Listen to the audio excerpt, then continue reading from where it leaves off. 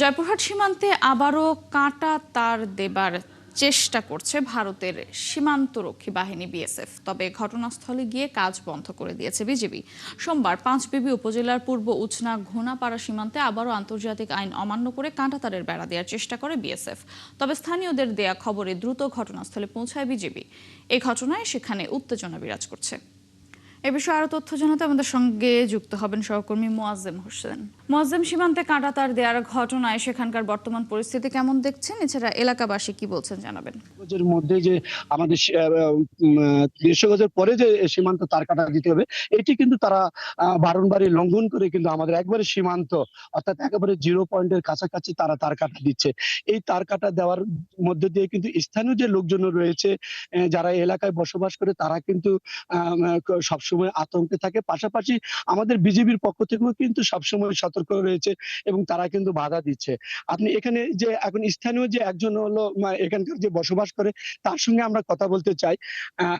আপনি তো এখানে আপনারা বসবাস করেন, এখানে সীমান্ততে কি ধরনের সমস্যা হচ্ছে? তার কাটা দিলে আপনারা কি করেন, বিজিবিরা কি করেন? আমরা যে আমাদের সীমান্ত বাড়ি, আমাদের সরকার ভিজিবিরা আসে এবং আমরা মানা করে তারা এক সময় না, কিন্তু আমরা কি করতে পারি এখান থেকে? এই আপনাদের তার কাটা সীমানা দিলে আপনাদের কি সমস্যা হয়? অসুবিধা আছে, গরু বাছুর যাবে, অসুবিধা ধরে নিয়ে যাবে হয়তো, এই জন্য আমরা সবসময় আতঙ্ক দেখবি। ধন্যবাদ।